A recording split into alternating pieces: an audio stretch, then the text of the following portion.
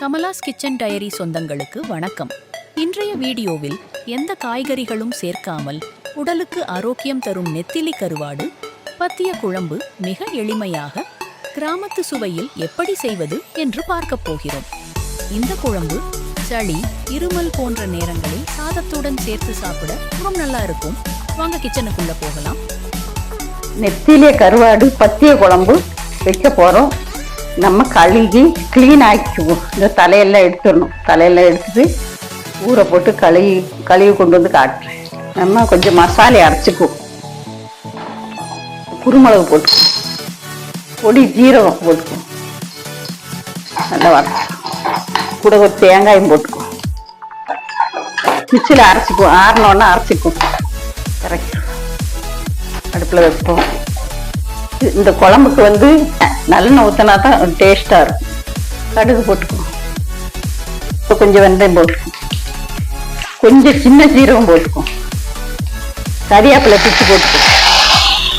சின்ன வெங்காயம் ஒரு 10 எண்ணெய் இருக்கு. வெள்ளைப்பூடு வந்து 10 எண்ணெய் இருக்கு. இது போட்டுக்குவோம்.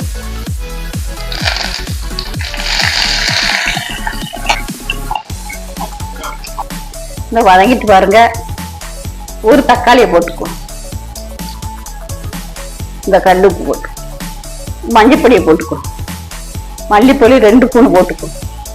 மிளகு பொடி போட்டுக்குவோம். என்னென்ன குருமிளகு போட்டுக்குவோம். அதுக்கான 1 ஸ்பூன் போட்டுக்குவோம். கொஞ்சம் அடைச்சி வைப்போம். இது கொஞ்சம் நல்லா வதங்கட்டும். நம்ம வறுத்து வச்சு குருமிளகு, ஜீரகம், தேங்காய் அப்படி மிக்சியில் போட்டு அரைச்சிக்குவோம்.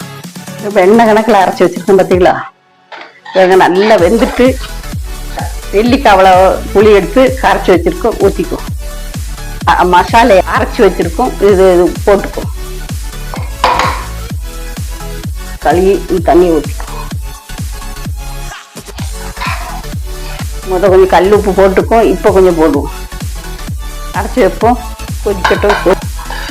நல்லா கொதிச்சுட்டு நம்ம நெத்திலி கருவாடு கழுவி வச்சிருக்கோம். பார்த்தீங்களா? அதை போட்டுக்குவோம். வேகட்டும். அடைச்சி வச்சுக்கணும்.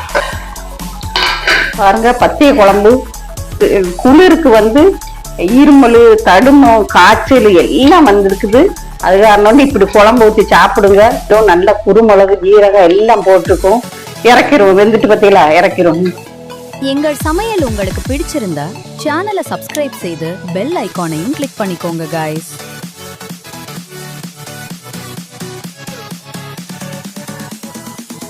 இன்னைக்கு உங்களுக்கான சமையல் டிப்ஸ். மாவு, ரவை உள்ள டப்பாவில் சிறிது வசம்பை தட்டி போட்டால் பூச்சி, வண்டு வராது. பச்சை மிளகாயை காம்பை எடுத்துவிட்டு நிழலான இடத்தில் வைத்தால் நீண்ட நாட்கள் இருக்கும். இது மாதிரி நீங்களும் ட்ரை பண்ணி பார்த்துட்டு உங்க கருத்துக்களை கமெண்ட் பண்ணுங்க गाइस. மீண்டும் ஒரு புதிய சுவையுடன் உங்களை சந்திக்கிறோம். தேங்க்யூ ஃபார் வாட்சிங். நன்றி, வணக்கம்.